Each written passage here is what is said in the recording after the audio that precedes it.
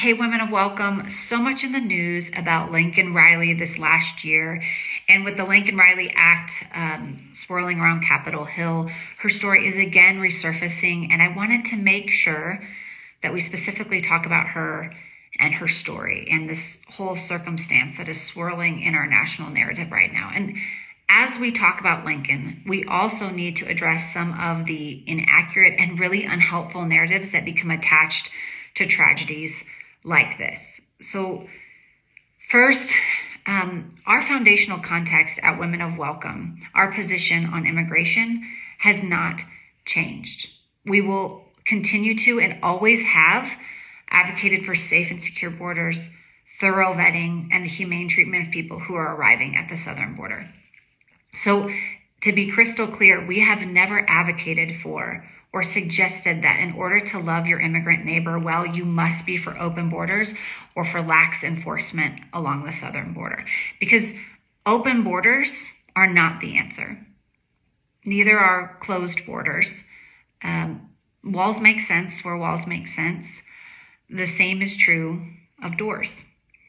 I bring this up because this open borders narrative continues to attach itself and become really unhelpful in the dialogue by political pundits, podcasters, and even some pastors, because they continue to repeat this statement of, well, you can't love your neighbor well and also be for open borders. Have you heard that? I hear it a lot. Here's my take. Open borders is not the most compassionate response to our immigrant neighbors. And no one that I know of with any experience or integrity or credibility in this advocacy space is suggesting as such. No one is saying that this is what should be done to love people well. And if you think about it, it actually really doesn't make sense. We have to have safe and secure borders and thorough vetting. We have to have that for the safety of U.S. citizens. And we also have to have that for those who are seeking refuge in the U.S. from legitimate and valid experiences of persecution, violence, and trauma. And in order to have safe and secure borders, you need to advocate for immigration reform. You need immigration reform that supports enforcement along the southern border, accountability, and increased screening at legal ports of entry. And the enforcement has to be conjoined with the creation of effective legal pathways for people to come and contribute to the national economy and our local communities. Enforcement without legal and effective pathways only creates desperation and vulnerability on both sides of the border. When you have one without the other, the cartel is actually fueled and makes more money off of really desperate and vulnerable people. So what does this have to do with Laken Riley? Well, the current system that we all operate within, the world is operating in with immigration, as Women of Welcome has stated since our beginning, is outdated. It's ineffective to meet the security, economic, and humanitarian needs of the U.S. and the rest of the world and our neighbors. So here's the truth. The system failed Riley. It failed Riley.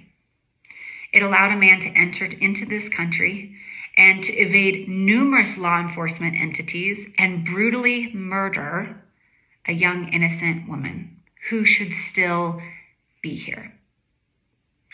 Jose never should have been in this country, and he should be punished to the fullest extent of the law. Here's what's also true. For those of us who follow and love Jesus and hold a high view of Scripture, we are mandated to love our neighbor as ourselves. And I don't have to pit Laken Riley against millions of immigrants who live, work, and contribute to America. Laken and migrants, regardless of their citizenship or place in this world, are our neighbors.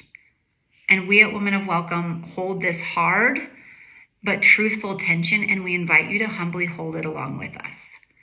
Like many of you, we continue to pray for Laken's family and the healing of her community. And we also, while we're praying for Laken and her family, we also pray for the immigrant community that is just as horrified at her tragic death. They are scared. They are upset. they are also fleeing that kind of violence and that kind of evil person.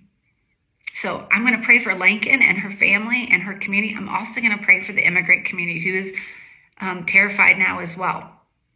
Have a lot of things to fear as well. That's what we have in common. We're also going to be praying just for the healing of this nation for the glory of God. So we invite you to hold this tension with us and use your voice along with us for meaningful and effective immigration reform.